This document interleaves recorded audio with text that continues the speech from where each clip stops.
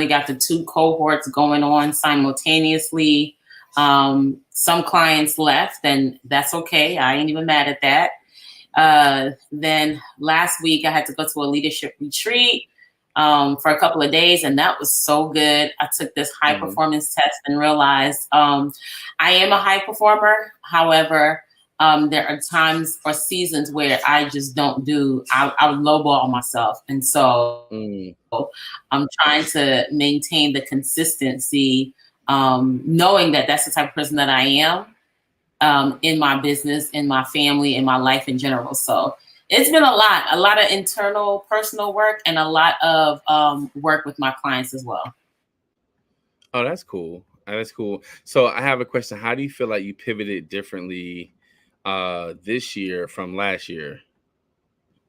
As relates to coaching, because we've been doing this now for 2 years, so we've already have discussed different things we're working on. So how do you feel like this year has been so different, impactful from a year's journey last year? So last year I was not doing any group coaching. I did one group coaching session. It was just one small group, but everything was mainly one-on-one. So this year I pivoted to everything being mostly group sessions, and that's a little bit different because you don't have that what kind of like intimate relationship with each and every individual. Another thing that changes, I onboarded 2 coaches. So they're like my first line of defense before the students get to me. Like, they can't just bypass the other coaches and be like, hey, Coach Natalie.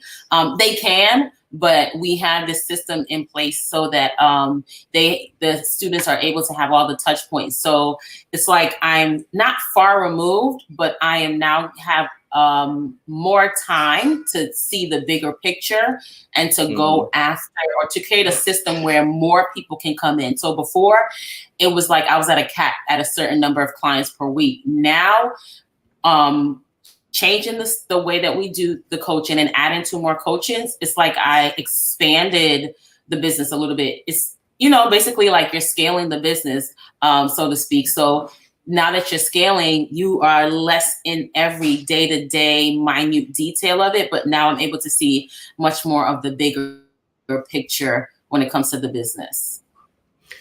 So I love that you said that part about seeing the bigger picture, right? So just kind of going into that some more. Today we're talking about navigating your purpose.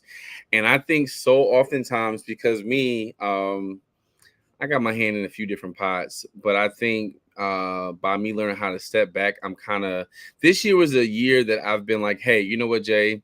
Let God fight your battles and just be quiet. Right. I've been very strategic about following that, because I think sometimes too, when you're constantly always moving, it's very easy to not have clarity or hear clearly or see clearly what it has to be done. And I think the beautiful part of what you just said about you're really able to navigate differently when you take a step back. It was very hard for me this year to even take steps back, because I'm used to being very hands-on with the things that matters of my life. But I had to really be like, yo, Jay, you got to chill out and back up all the way, because there are some things that can have been breaking you more than making you stronger. And I'm at a place now where I'm like, okay, Jay, you got to really pivot and get things together. So for me personally, what I've been working on differently is just really just learning how to see things through more so. Like looking at more long-term goals, as well as really taking a deep dive into my gifts, and realizing that, Jay, you got to really be so intentional, consistently intentional about your life. And I'm great at a lot of things, but I have to minimize what I'm doing, because I want to make sure I'm navigating correctly. Recently, I've been talking about what's been going on with teaching education this year. And as of June 30th, I won't be teaching anymore. So now it's like, okay, how do I pivot differently? So now my thing is, I've been working with my friend Daria, and we're working on a coaching program for teachers and a mentoring program for students. Now, we've been doing this for the longest, but now it's like, okay, I want to be more intentional about really doing this, because even though I'm good at teaching, I want to navigate the proper way, because I want to make sure that I'm not stifling my gift by staying in places that I'm not truly navigating my purpose.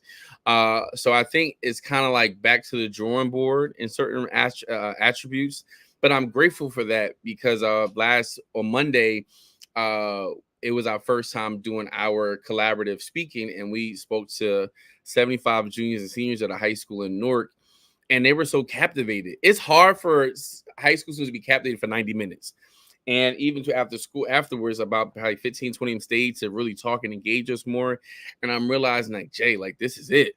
You know, like you thought that the teaching part was great, but this is it because now you're able to make a more national impact with your coaching business. So I think my biggest thing now is that really being strategic and allowing God to help me navigate on purpose, where it's not just a place where I'm being busy, but I'm being really selective about what I do, but I'm being very intentional to realize, let me see the impact I'm making before I say yes to things now. Now that is so good, looking at the impact before you say yes, because I work with so many people that they're not as concerned with money as I thought they would be. They're more concerned, and which is allowing me to pivot my messaging, which is great, right? They're more concerned about being in purpose and being aligned with the purpose that God has for them. And so they understand that money is going to come, but they're constantly being bombarded by opportunities to just do a whole lot of things, right? Because they're so gifted, they're so talented, they're so great at just being themselves. They can find themselves in any position and make the position flourish, but then they feel unfulfilled and they're like, am I doing the right thing? So a lot of the people that I work with are constantly reevaluating and realigning the fact that they are, in purpose. So navigating that purpose part is super difficult, especially if you are the type of person, a visionary or you are the type of person that a new idea comes in and you're like, yay, I'm excited. And you gravitate towards the new idea, because sometimes you'll gravitate towards the new idea and you get so excited and so emotional that you forget, listen, you've been doing this thing for so long and you haven't even, fleshed it out fully, that a new idea come on board and you just hop in from idea to idea. So really just navigating that purpose is so important, and having the vision at the forefront and just reminding yourself of what you're doing and why you're doing it. I would say, on a quarterly basis, but sometimes you got to do it way more than a quarterly basis. Sometimes you got to do it or monthly. Just go back or have the vision in front of you daily. Exactly. Just have it in front of you all the time so that you're reminded, okay, this is why I'm doing this. This is where I'm going, so that when opportunities, because when you're good at what you do, opportunities will always present themselves. You will never be at a short of opportunities. And that's the problem for great visionaries. That is so I feel like you're speaking to me definitely, because I've always been great at things. Like we were talking to the students on Monday, and I'm just playing back conversations in our mind, and some students were like really good at different things, and one kid asked like, how do you develop the confidence to focus on certain things, or how do you know, like how do you stay really like on one track mind, knowing that it will make it? And I think the biggest part about me, I've never really been afraid of failure, because I'm always going to pivot. But sometimes when you always have something to pivot to, it breaks your concentration to focus on one thing. So one thing that I've been like, I'm good at a lot of stuff. Like when you're multifaceted, you have to really learn when to do what and how to do it. Because sometimes you could put all your cards on the table, but then sometimes too, when you put all your cards on the table, you weren't strategic about how you moved about them cards. Where I realized that too, like I've just been really observant about my actions, about who I'm getting involved with and things of nature, because I want to make sure that I'm being really intentional. And also too, like focusing on my skill sets. Like I think one thing that's really important to do, like I've expressed it before, is that you got to know when to do what. Right. So when I think about my business, like I have one business, but I have a lot of attributes to those business. So I got to know what to do month to month. Like, for example, is we're in June. So I'm really promoting like graduation season, Father's Day, and things of that nature. Next month is July, so am I going to promote like barbecue season? Definitely selling my sauces. And you got to be strategic about knowing when to do what. When you don't sit down to really focus on the navigation of your purpose, you will start doing so much stuff that could be great, but it's the wrong season. I think learning, like, I would never have my winter clothes out during the summer because that's two totally different reasons. I'm going to be hot and I'm going to just not really be prepared because I'm not even paying attention to the season.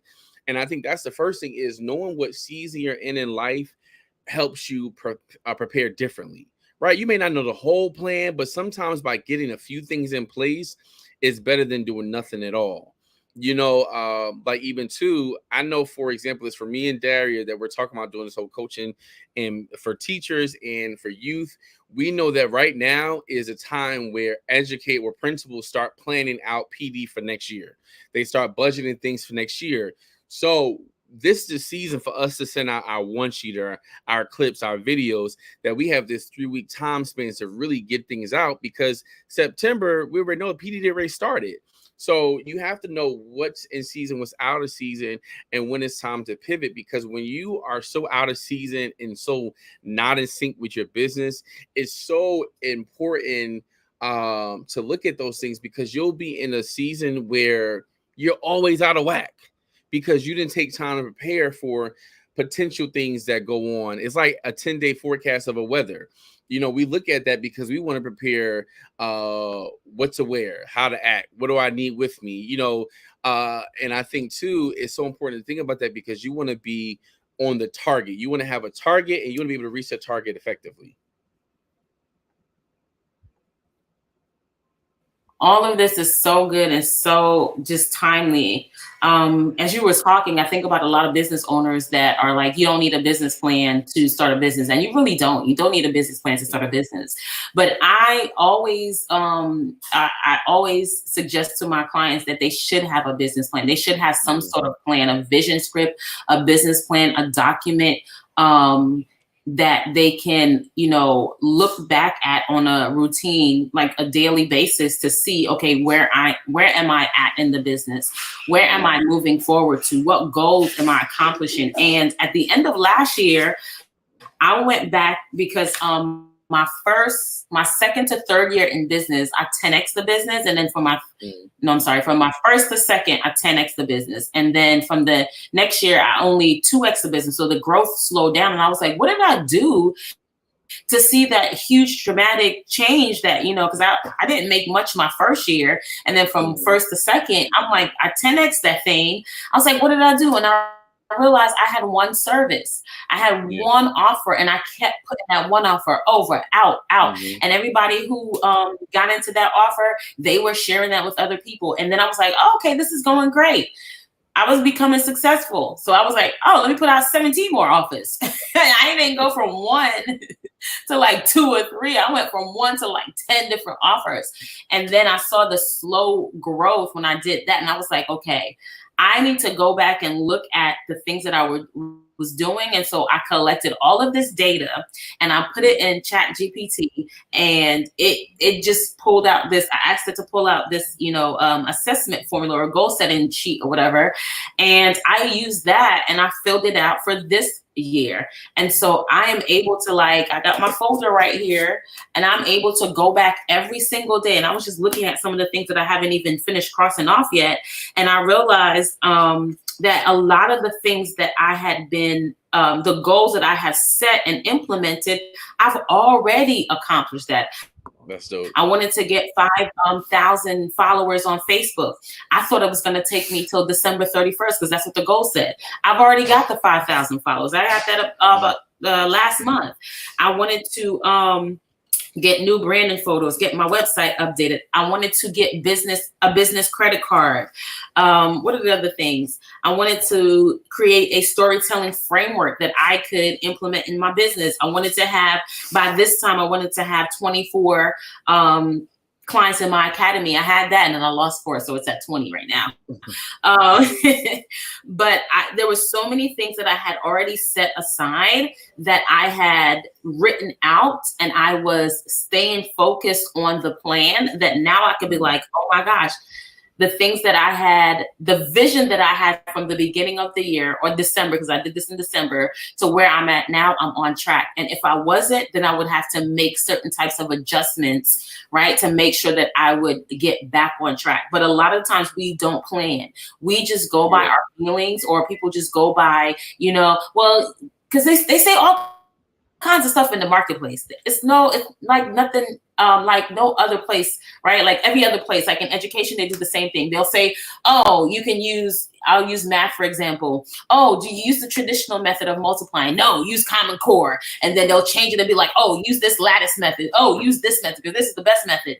It does not matter. If the method works, work it. But you have to utilize what works for you so that you can be consistent in applying that thing. So if a business plan, if a detailed business plan works for you, then work it. If you're like, no, I need a lean canvas business plan, work that. Or you're like, no, I need a vision script, work that. So many people have different methods out there, but if we don't, pursue what's the best method for us, we'll always be stagnant in our businesses. We'll always be lagging behind everybody else. We really have to figure out what works for us and work it consistently so that we can start seeing, so that people can start seeing traction in their business. Because without the purpose, without the vision, without the clarity, you're just going to be aimlessly doing all kinds of things that's not going to move the needle forward in your business, and you're not going to make money, because eventually that's what you want to do if you have a business.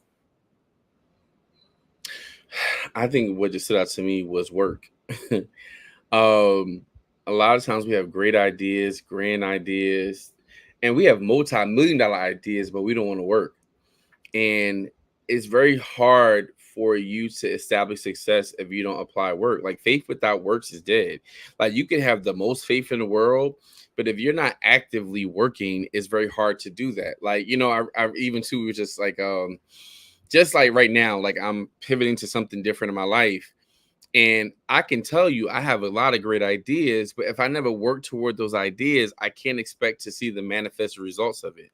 So you have to get to a place in your life where you're willing to work, even when you don't want to work. You have to be willing to see, even though you want to see. Like, you have to be so strategic about how you want to really manifest things in your life.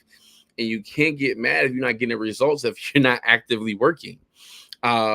Your work ethic has to match your faith. Because you want to make sure that I'm believing big, but I'm also working big. And it's the thing about working smarter. You don't want to work harder to do it, but you want to make sure you're working efficiently, because I can't expect to see results if I'm not putting any work in. Like for me, I feel like our content is more my job than it is actually cooking, because the content is what drew people in. Even too, when I was making my video the other day about like the red snapper, I'm like, Josh, you have not been doing your voiceovers, and your voiceovers is what also gets attention as well too, because you're actively describing it. And you want to make it sound as good as it looks. And I know if I want to get more sales in the area, I have to perform. From that last video, I got 3 orders that I posted. So it's like I have to be strategic as well as prepare myself to do the work. You can't. It's hard to have expectation for the results that you're not actively putting the work in for. Like, every day you have to put work in. You can't expect to want this big stuff, but you're not working. And I just think too is like I've learned to be more efficient with my work. So I'm kind of grateful that, like, it's a bittersweet moment for me right now, because like I'm going to miss being in the classroom, and I don't know what's going to happen within the next 2 months. But I know for the summer, I'm planning on full-time. That's my plan, full-time entrepreneurship, right? So with that being said, I'm being really effective. Like right now, I'm actually breaking down different boxes and organizing stuff, because I want to make sure that my clarity is there to work. Because sometimes you could be actively working, but your work ethic is tainted by the reality that you have clarity. So the clarity of your purpose, the manifestation, the faith, along with actively preparing yourself to be in these spaces, takes time. I was talking to my friend and I was saying how like it's so crazy how when I had took a break from 2020 to 2022, um, the way I dealt with like work was very different. But now after 2022 and 2021 and 2020, by being around the right connections, I've been able to see business ran in a different like dynamic. So now me stepping back into full-time entrepreneurship, I have a totally different perspective about work, about how I work, about how I do things, because I want to make sure that I'm effective. A lot of times you could be so busy, but you're busy not being fruitful. You're busy just doing stuff. And at this point in my life, I want to make sure that I'm busy being fruitful, and I make an impact that makes sense, because some things we're doing does not make sense. Even to we just finished doing cake decorating like last month with my students. And one thing about me, I've learned to be very coachable. Let me see it first, and then let me try to replicate it myself. But I'm big on doing it right the first time, because then I can start adding my little own spin to it. But when you don't learn how to actually do it first and just start doing it, it's very difficult when God has placed people in your life to be visual examples of where you should be. But so oftentimes when you're not really paying attention to what God has before you, you start doing all this stuff when God's like, I gave you a sign, I gave you help, I gave you the vision, I gave you the people who are there to help you. Just listen, be coachable. Like, because when you're coachable and you're quiet and you're just listening, the things that were crooked, now it starts to be straight. It starts to make sense. You start to have clarity. You start to be gaining focus. But you have to be mindful, like, hey, this is my time to just be quiet. This is my time to just focus and listen. This is my time to replan to re-strategize. And sometimes when you're re-strategizing, some things are about really just being quiet and listening. So this way I can hear from God, hear from Holy Spirit, and hear from who he has feeded into my life, and decipher what's good information, what's not good information, and then revisit the plan so I can recalculate my GPS destination to make sure I'm right on task and right on schedule. Oh, that's so good. Um, Two things stood out. The first one was your work ethic is tainted by a lack of clarity. How dare you? I'm like, yo, that is so good. Even when I've been meaning to clean my side of the office. My husband's side is always clean. My side is just like, I just be going through it and then I clean it. But I can tell that my clarity is tainted because of the clutter, right? And I'm thinking about that even in, mentally in your business, when there is so much clutter in your mind, when you don't take the time to like something simple as write a to-do list down before you start actually doing things in your business. You find yourself moving so slow. You find yourself moving in all different directions, and you're doing things that do not make you money. I remember being in a coaching call with my coach, and she said, what are the things that you do that make you money? Write those things down. Do you do those things every single day? If you're not doing those things every single day, this is why you're not making money in your business. And it's literally that simple. It's like it's not we, because we don't do it, but there's so many times where you meet business owners and entrepreneurs they just don't know what clear things or systems or implementations really make them money. And they're so bombarded by everything that they see in the marketplace, everything that they hear other people doing, but they have never taken the time to really sit down and say, these are the things that are making me money. When I actually sat down and mapped it out, email marketing, I was like, wow, I didn't even realize that a lot of my clients came because they said, all of a sudden they started seeing my emails. Like they've been on my email list for the last 2 years, but they had been positioned like at a certain point in their time in their life where they're like, I need something else to change. And all of a sudden an email comes in that they were like, I've never seen your email before. For some reason, I just saw it today. That was God. But it was like, they were just ready. They were in the right place. But even if I had not really sat down and known noticed that my email marketing was one of those things that was generating money for me, I would have stopped doing it when I didn't feel like doing Mhm. it. And when those people were ready to buy, they would have went to someone else. So we have to Yeah. start thinking about those things. Those, like you said, focus in on those things, right? Focus in on those things that are bringing purpose. And the funny part about that is the things that bring you purpose are the things that's going to generate income in your business. I love Yeah. telling my story. I love telling my business. I remember one lady was like, "Girl, you just be telling all your business," and I was just like, she was like, "I don't think I would be that brave." And I was, at one point I was like, maybe I shouldn't. But then it was just like, no, I'm telling it all. Like the days I don't feel good, I'm writing it down. The days that I feel great, I'm writing it down. All the stuff I'm writing Mhm. down because that's how my clients at a future point was feeling. I was just prepping them for that so that when they got to that place, they would be like, you know what? I remember those emails from Natalie. I remember those Mm. that content that she put out. I need to go to her. So we have to start thinking about what are those things that we love to do on purpose that is actually generating income in our business. And all the other That's stuff good. that is fluffy, that is cute, like you said, content. You recognize that content was driving the sales. So you like, stop playing with yourself, Josh. I need to start Mhm. doing more content. I need to start doing more voiceovers. But that's because you recognize that. You look at your analytics. You know that 3 people bought based on one particular Mhm. reel. There's a lot of people that don't know that. They just doing stuff because the coach didn't do it, because it felt good to do it, because I saw so and so do it. They just doing stuff, and it's just like, is this stuff leading you down the right path to purpose, and are you Mhm. making money with it? That's so good. You had said something. I'm trying to think about. I should have wrote it down. I should have my pen with me. But we were talking about. You just said this, and I'm trying to think about what you said. But I think I type it out because I'll be forgetting. I'm low key hungry, so I'm trying to stay focused because I'm really hungry. But even too with just like I feel as though that we do stuff to do it, but it's not with enough intention.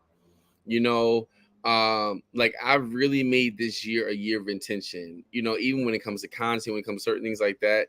And I think too is like the first thing is you gotta do some stuff to see what's really selling, right? I gotta see what's really like popular. But I realize I'm like my content drives uh what product I want to make the most money off of. So for example is I know that private dining, like a dinner party just for two, is super easy, is only like 90 minutes, and it's almost $600. If I want to have growth in that area, just promote that, right? If I want to make money off of seasonings, right? And my seasons are my low end fruit, but I know, for example, is if I focus on that, I'll at least get an order for like $50 from a client. So whatever you want to, let's go back to what we talked about before.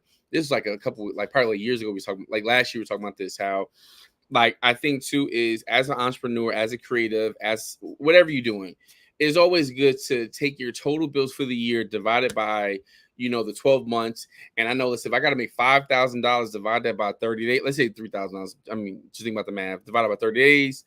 How much is that a day, right? So if I want to know what I got to make every single day, I've divided the year, divided by 12 months, divided by 30 days. So I know every day I have to make at least this to be productive. If I make over it, great, because that means the money from this month starts to go towards next month, right? But I realized my drive has to be based on that, so I know I gotta make. So if I know that I have this amount to do this, I know for my rent, let's say my rent is like $2,700, right? So I know that I need to sell X amount of dollars to make 2,700. So if I take private dining, which is almost 600, I have to make like, I guess, was it like 6 private dinings to pay my rent? So I need to promote that to get at least 6. So I think too, you have to know your numbers. Right now I'm in a class. My last 2 classes have been about marketing, about knowing your numbers. It's so easy to not be successful when you don't know your numbers. Like it's hard to reach goals when you don't have a measurable.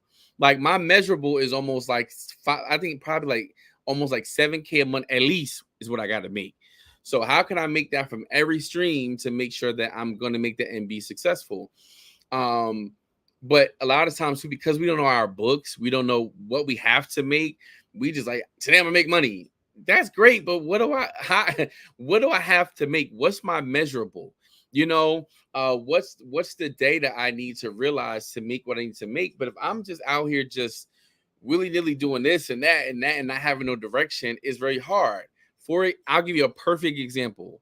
This Sunday, I'm supposed to do brunch, right? But then I'm like, I don't want to do it now because guess what? I have a gig Friday that brought me 600 in. I have a gig so I have 2 gigs on Sunday that's bringing me in, I think like 2,500. I made my sales goal for the weekend. I made a little over 3K. I'm good. I don't have to work on Sunday. I can rest. I can chill out. So now the Sunday gig is optional for me. So I think when you start moving specifically and strategically, you start to say, okay, this is my goal, right? Once I reach my goal, I get to choose if I want to work another day. But I realize too, I'm like, hey, I still got 1 week of school. I might need rest for that day to chill out. So I think as you start navigating through life, you realize what's the fluff you're doing and what's the intentional stuff. It's nothing wrong with doing other stuff, but I want to plan what I'm doing because I want to make sure that as I'm going through life, everything I do is intentional. Because I think sometimes I remember when I was younger, I made way less than what I do now. And I was just doing stuff, trying to hustle. And the hustle is great, especially when you're younger. But when you get older, when you start reaching that 30-year-old mark, that 40-year-old mark, you like, nah, the stuff I did with all these 10, 12 jobs at 22 ain't it for, 32, 33, 43. I'm like, I got to make it make sense because I got to make time for rest. I got to make time for fun. I got to make time for just doing what I want to do. And I have to be so strategic that where I'm really the legit planning. Like, you know what? I would love to do this, but this is not what I want to do because it doesn't align with my roadmap to success. Like, just like making money is important, rest is important, having family time is important. Traveling is important. You got to realize what's important to you. Like Natalie been out traveling and doing stuff for the last couple of weeks. But it's a great thing because you know what though, when you work so hard, you got to make time to just rest and focus and then just sit in that, right? So I'm learning to just sit in that and enjoy it, and it's gonna be okay. Like this, just learn to navigate life. It's just about life be lifing. At the end of the day, life be life, and I gotta figure out what do I want to do to be intentional. What do I really want to get out of this experience? Like my thing for the last like 3 months is, God, I'm in a place where I'm not. It's not that I'm not comfortable. I'm not how I'm usually be in it, which is being in control of something. So I'm like, hey, what am I supposed to get out of this situation? And let me rest in that and let me get the gym. I want to get the what am I supposed to get out? Let me get it because I don't want to miss it by being frustrated, by being all over the place. I want to make sure that I'm receiving what I gotta receive, word wise, spiritualized, mentally wise, and I want to make sure that I'm really focusing on what I gotta do. Because even too, like probably like 2 weeks ago, um I was around people who've been giving me problems with the whole work vibe. And the whole morning, my scripture focus was letting God for my battles, and just being quiet and being still, know that God is God. And literally, that was my whole focus that morning. And then I was tested literally like 2 hours later. And I felt my blood boil to say something. And I'm like, Jay, you better not say anything to really mess up what God is trying to do in your life. I had to think about what's my purpose? Where am I trying to go? What am I trying to do? And I realized that if I say something now, how will it affect what God is trying to do in my life?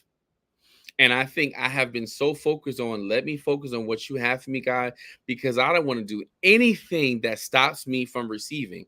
And there are a lot of times that we are so premature to speak, when God is like, that's not what I wanted you to do. I wanted you to be quiet during the season because I want to really teach you something. And I'm learning that even as a teacher, I have to be the student because I want to make sure that in order to navigate my purpose effectively, I want to make sure that I'm doing what I have to do.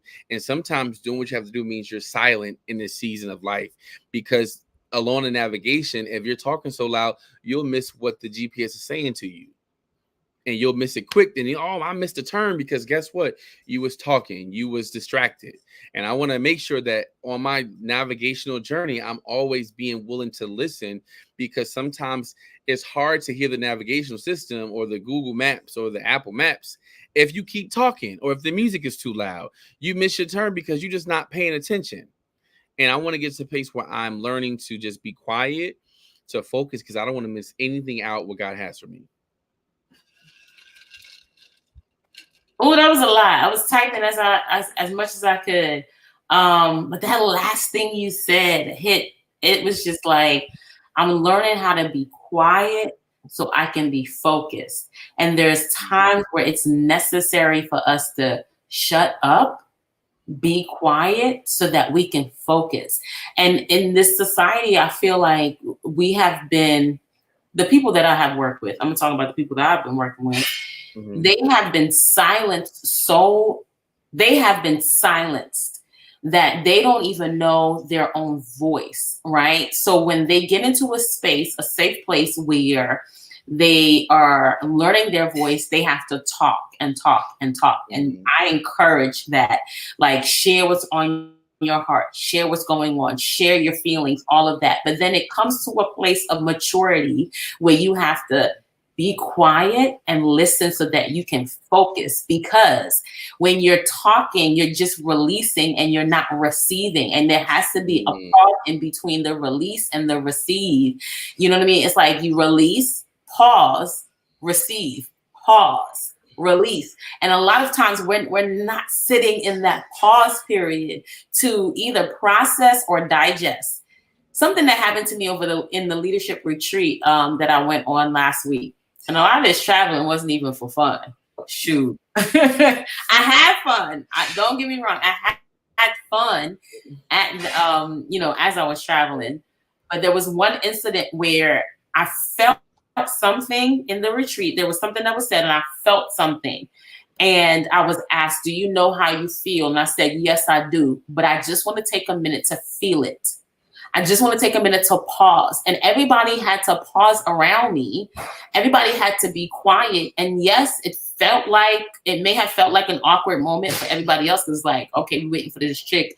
How long is she going to take in this pause period? Like, we need to move this thing along. But I had to feel my feelings, and I had to feel it deeply. I had to feel the pain in my stomach. I had to feel my heart beating really fast. Like, I had to feel like there was something in my ears that was like popping. I had to feel all of those emotions. And what I noticed is when I sat and I felt it and I paused, it dissipated quicker than if I had dismissed my feelings and try to explain it very quickly, right? So once those feelings subsided, right, once the intensity of the feeling subsided, I was able to articulate it without being offensive, without being rude, hopefully, without coming across like it's the other person's fault that I feel a certain way. It was just me owning that feeling and sitting deeply in it. So now when I have to connect with my clients, when I have to connect with someone else who's felt the same way that I felt, I don't have to kind of go back into my remembrance or second guess. I know how that felt because I took the time in that moment to really feel it, to pause.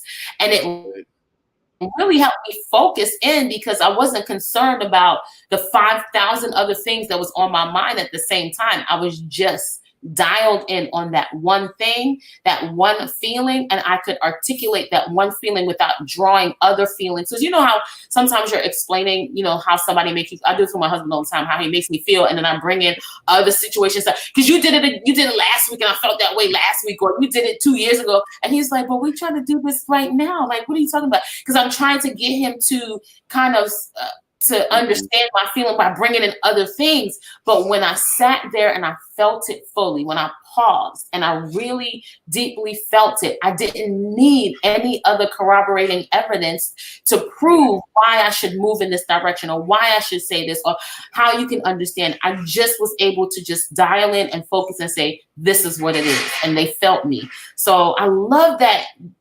I love that you said that last thing you said. As a teacher, I also need to be a student. Yeah. So many times I notice that people who are very good, people who are at the top of their game understand and are not ashamed of it, that they don't know everything. They Yeah. are so dialed in on the things that they know and what they don't know. They have a foundation now. They ain't stupid, right? They have a foundation of knowing certain things. Like, I know a lot about emotional intelligence, but I am not an expert in emotional intelligence. I know enough to know if somebody talking trash or if somebody actually knows what they're talking about. But That's true. CEOs, high level performers, they actually enjoy the fact that they don't get to focus on everything, that they know enough to know who the right people, who are the people that they need to have on their team, because they don't have to do everything. I don't have to be the accountability coach, the integrity coach, the creative coach, the this coach. I just have to be the clarity coach, but I need to be able to partner with other people like Chef J, because he is phenomenal at purpose, and connect with him so that if somebody doesn't understand their purpose, I don't have to be that chick. Go to Chef Yeah. J.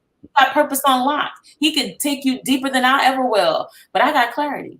When you got your purpose and you need a clear path to get to it, holler at your girl. But I don't have to know everything and be all things to all men. I just have to be a specialist of my particular. And I don't want to know. I don't want to be everything. No. Because there's a level of dependency that happens to you that you have to always be there, you know. And I think that's the part that I'm like, nah, I'm good. I'm good. What do you mean? But that was good. I love what you this conversation. Oh yes, I think so. If you're looking to tap into your purpose and understand navigation and having clarity, definitely reach out. Closed mouths don't get fed, and it's time to really pivot. Like, I just think that we're in a season where we've been doing a lot of the background work, but it's time for you to come to the forefront. And in order to come to the forefront, you got to have yourself together.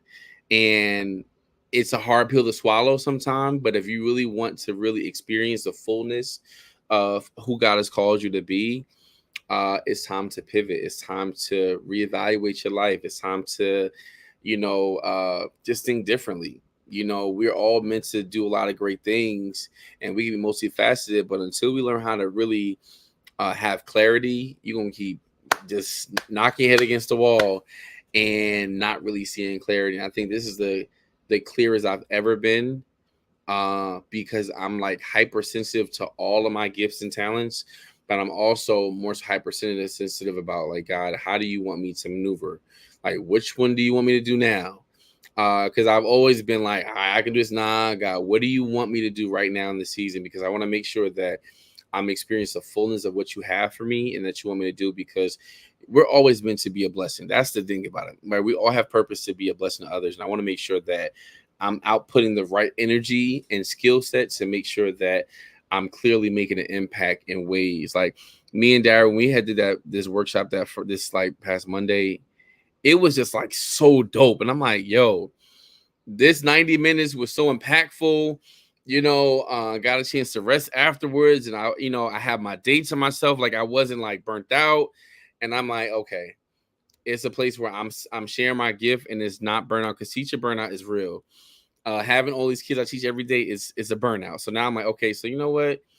I can get used to this 90 minutes, chilling for the rest of the day, get my stuff done, and just being impactful. So, guys, if you're looking for these things for clarity, if you're looking for purpose, hit us up. We want you to have a wonderful week on purpose. If you have any questions, inbox us, DM us, and listen, have a wonderful week on purpose.